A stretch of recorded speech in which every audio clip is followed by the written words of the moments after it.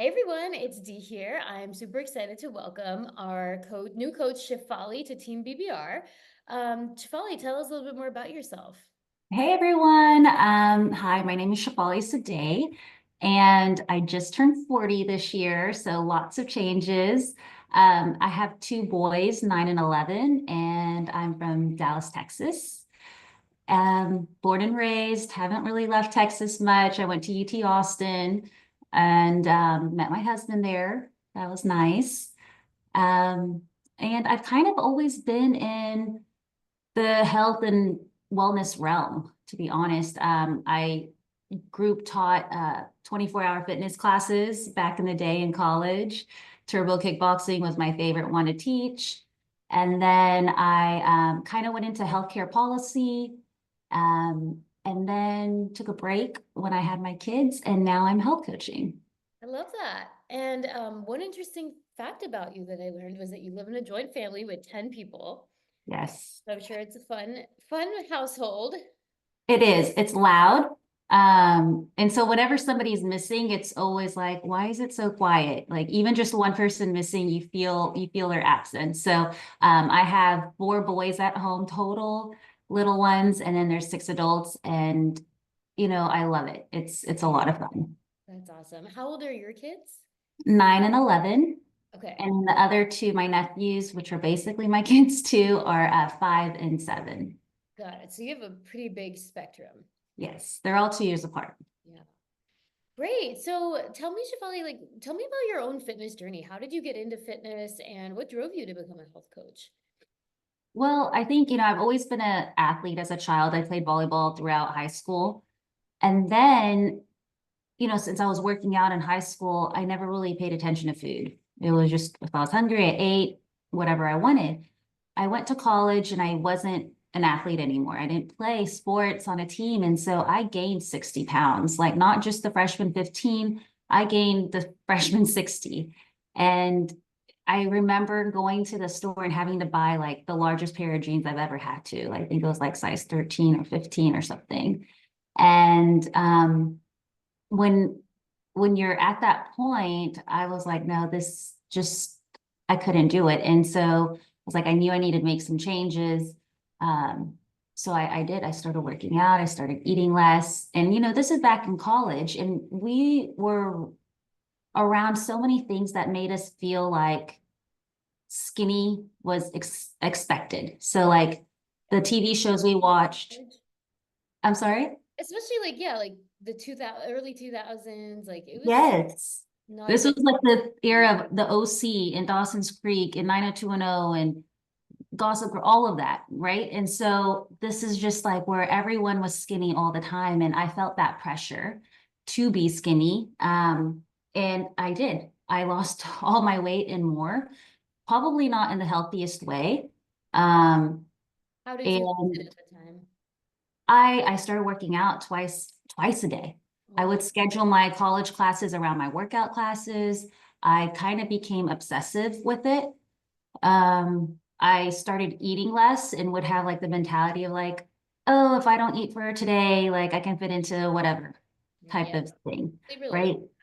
It was bad, and until like really reflecting on it, I didn't realize how bad it was. It was kind of normal, like everybody was doing that, right? Like we would all just kind of, oh, we're not going to eat today or something. I don't know. Like it was weird to think like that. Weird, yeah. Like I feel like the youth now have such a healthier mindset and relationship with their bodies versus some of us when we were in college. It was just a different time.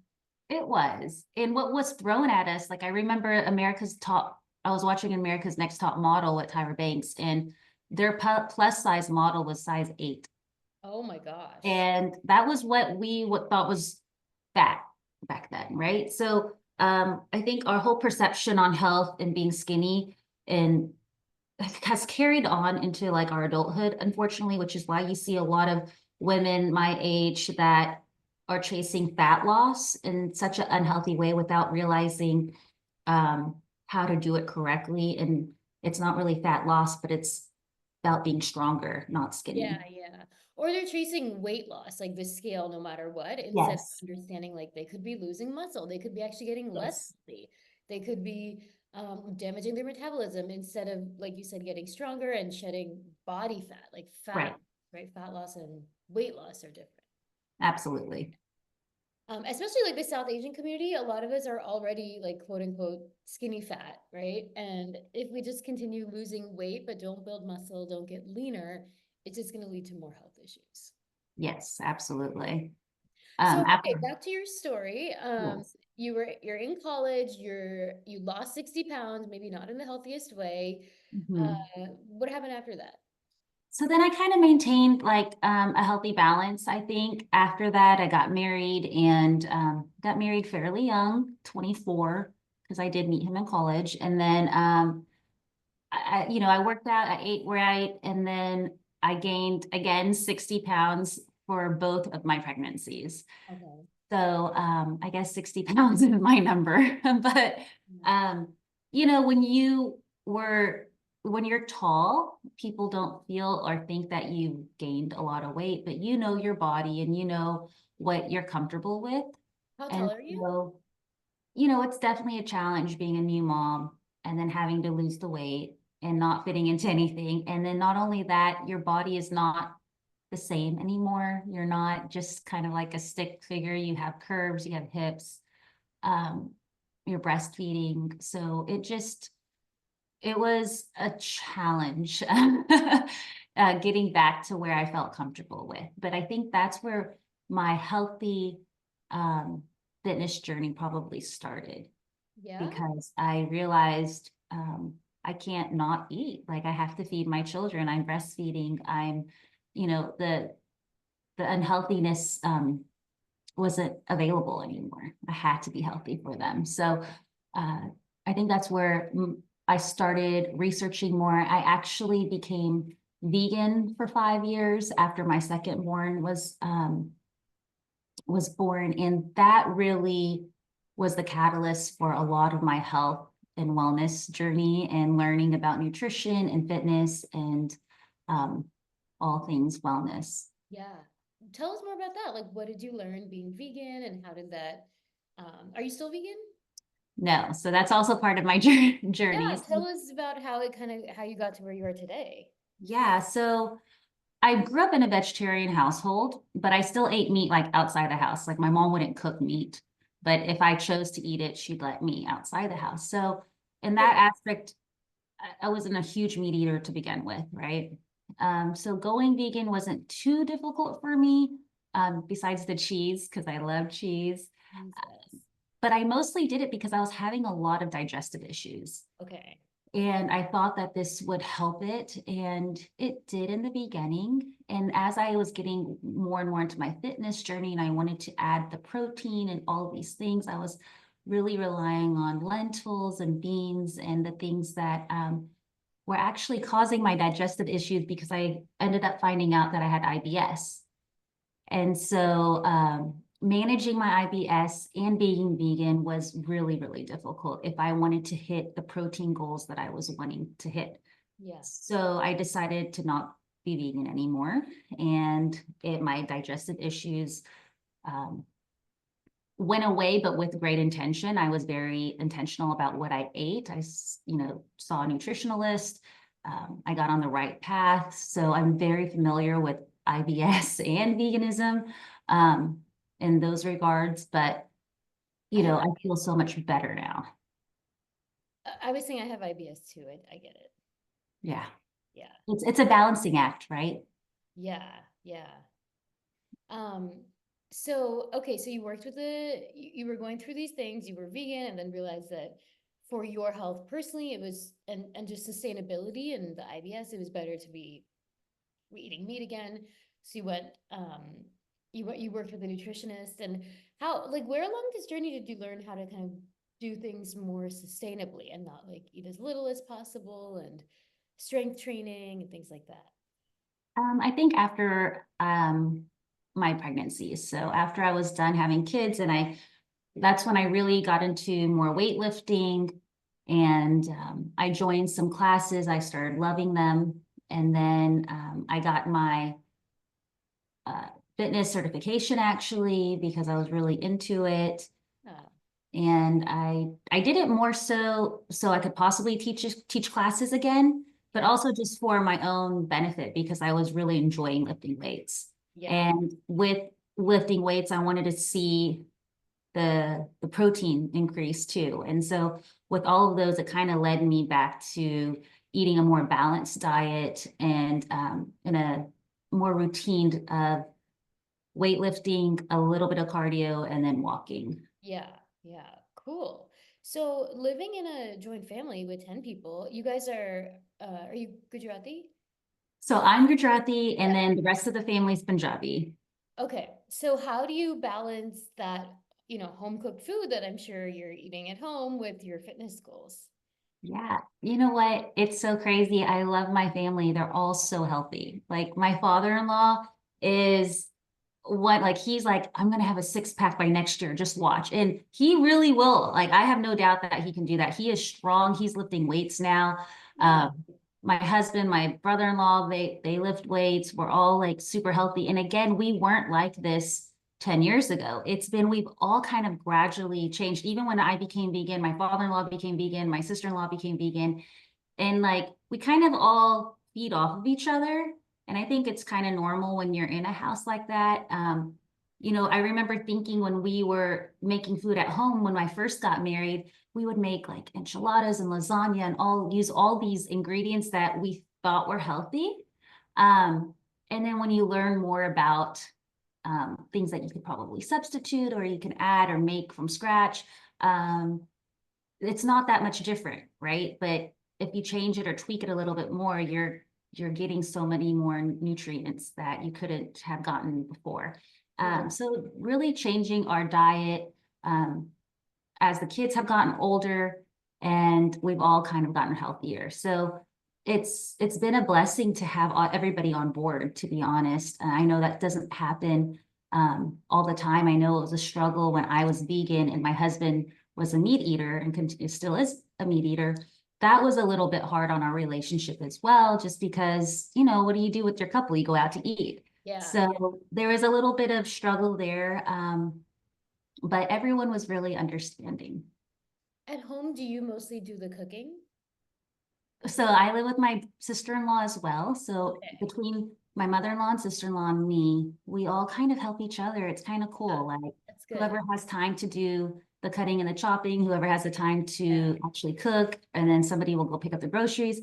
It's not one person dedicated like per day. So it's a Okay. neat dynamic. Yeah. So since you guys are kind of in charge of the food, you had a lot of influence with like the health and everything. I love that. I think that's really a testament to the power of like helping women and the work we do here at BBR, right? Because if you, no offense to dudes, right? If you help a guy, you end up just helping one guy.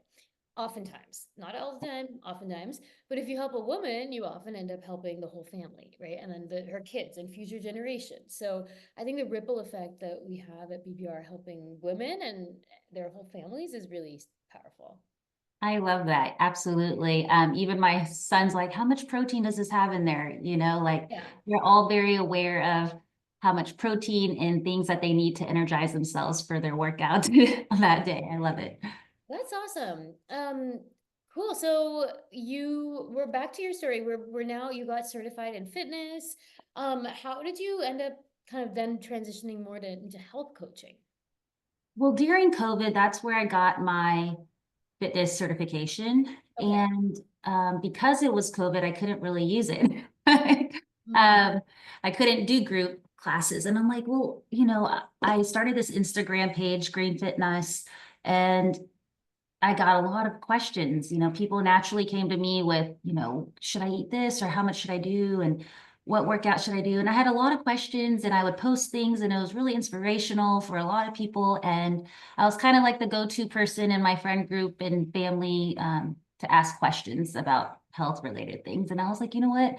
This could be something. Like I love doing this. I'm very passionate about it. I love learning more and more about everything that's related to health and wellness. And so I actually spoke to one of the Sweta, she's also a BBR mhm. health coach because I had followed her and had built a relationship with her through Instagram. I asked her her opinion on what I should do. And so I got board certified in health and wellness coaching. And I went through a training program that was like about 6 months long with Mind Body Green. And it was one of the best experiences I had. Yeah, that is so cool. So I know you've had some clients so far. You have some, a good amount of experience. Can you share an example of a client success story that you're really proud of, or and like how you help that client overcome some challenges? Yeah. Actually, one of them, she came to me being pre-diabetic and high cholesterol. And she really wanted to fix that. She was very busy, 2 kids. She had a high profile job, very little time to herself, very much devoted to her family. And just, everyone, there's no time in the day for anything, right? So I think when you start like a fitness or nutrition plan, it becomes really overwhelming if you're having to change your entire life. I think the great thing about health coaching is that we really work with your exact lifestyle and how to improve and tweak things that you're already doing. And so through that, we were able to figure out pockets of time where she could incorporate movement and figure out ways she can prepare her meals and have healthier options when she would have to eat out and do these things. And so now she is no longer pre-diabetic. Her cholesterol is lower and she's not having to take cholesterol medication. And I just think that's so awesome. She's so excited about the next part of her journey. And I just love that for her. Yeah, so it sounds like you helped her by breaking it down into smaller things, reducing some of that overwhelm, giving her like a plan and some direction so she knew exactly what she needed to be focusing on instead of, I think what a lot of people face is like that info overload. There's so many options out there. What do I do? Is it like keto or fasting or this or that, right? Absolutely. There's so many options out there. It's really having to find the right fit for your lifestyle. Totally. Cool. So I have a couple more like kind of rapid fire questions for you. Okay. Um, what motivates you to be, this one's less rapid fire, but this is still a good question. What motivates you to be consistent in your own journey on the days that you feel blah and like unmotivated?